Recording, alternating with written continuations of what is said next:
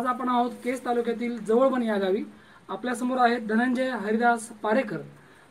या ठिकाणी न्यूज वनची टीम दाखल झाली आहे. त्याचा उद्देश असा की आज समाजामध्ये हुंडा नावाची एक वाईट प्रथा आहे. आपण पाहतो की बऱ्याच ठिकाणी मुली अक्षरशः वडिलांना हुंडा देणं होत नाही या फक्त एकाच कारणामुळे आत्महत्या करत आहेत.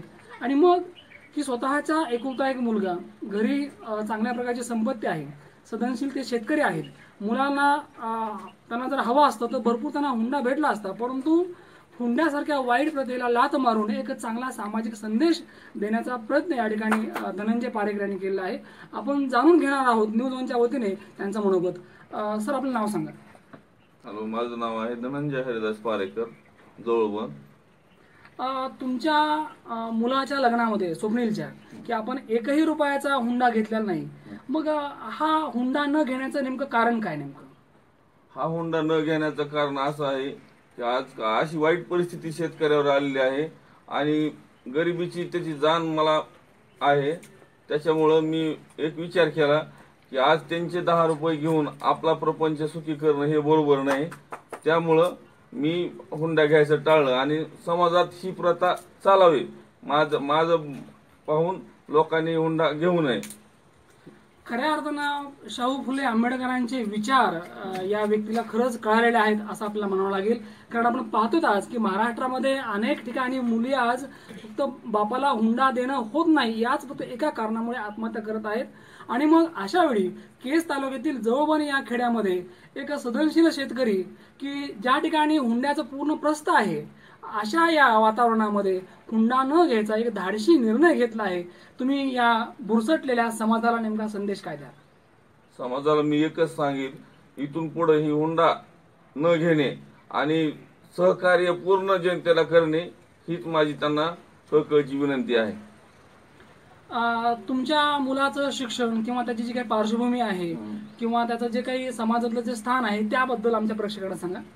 माझं मुलाचं शिक्षण झालंय, पॉलिटेक्निकल कंप्लीट झालेला आहे आणि तो आता सध्या कृषी सेवा केंद्र चालवत आहे आणि शेती पण त्याला आहे, 15 एकर शेती आहे.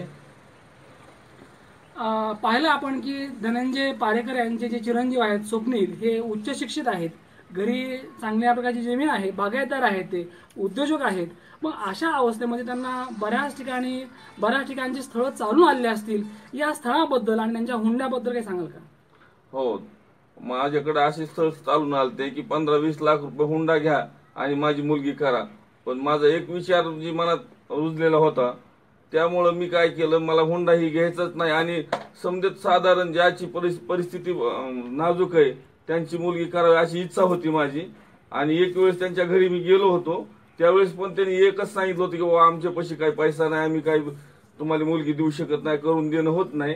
त्यामुळं मी एक विचार पुन्हा फिरून केला की आपल्याला करायची तर 1 रुपया न घेता मुलगी करायची आणि समाजाला दाखवून द्यायचे की काय असतं आणि कसं असतं. हुंडा घेणं ही बरोबर नाही. त्यांच्यावर जी वेळ येईल, आज आई वडील रात्रंदिवस विचार करतात की आपण यांच्या 2 वर्ष 3 वर्ष त्यांनी हुंडा दिलाय आणि पैसे कसे फेडायचे ही ती विचार करतील आणि आत्महत्याचं त्यांच्यावर जी वेळ येते यामुळेच आत्महत्येची वेळ येते. असं म्हणतात की पुसणार कोणी असेल तर डोळे भरून यायला अर्थ आहे आणि कुणाचे डोळे भरणार नसतील तर मरण सुद्धा व्यर्थ आहे. परंतु आपल्या समाजामध्ये अशी काही माणसं आहेत की ज्यांना इतरांचं दुःख समजतं, त्यांच्या भावना समजतात आणि या लोकांचे डोळे पुसण्यासाठी ही माणसं पुढे येतात. खऱ्या अर्थानं समाजाचे हे पाईक आहेत. समाजाचं नेतृत्व करण्याची धमक या लोकांमध्ये आहे. की सर, तुम्ही जेव्हा हुंडा घ्यायचं नाही असं ठरवलं तेव्हा मुलीच्या वडिलांकडली किंवा तुमच्या पाहुण्यारावळ्यातून काय प्रतिक्रिया आली? पाहुण्यारावळ्यातून सुद्धा पूर्ण कडून मला अभिनंदनाचा वर्षाव दिला त्यांनी आणि समजुनी म्हणजे ही समाजात ही आज असं व्हायलाच पाहिजे म्हणले, त्याच्याशिवाय परिवर्तन होणार नाही. हुंडा ही जी प्रथा आहे या प्रथेविरुद्ध तुम्ही आवाज उठवलेला आहे. मग पुढे चालून जर काही तुमच्या समाज बांधवांनी किंवा पाहुण्यारावळ्यांनी जर यावर टीका केली किंवा विरोध केला तर त्यावेळेला तुमची भूमिका काय असेल? त्यावेळेला मी प्रत्युत्तर देईल ना त्यांना की हे तुम्ही उद्या वेळ आज यांच्यावर आलेली उद्या तुमच्यावर पण येणार आहे, तर याच्यासाठी पूर्ण प्रतिसाद द्या आणि याच्यावर पूर्ण लोकांना माहिती द्या.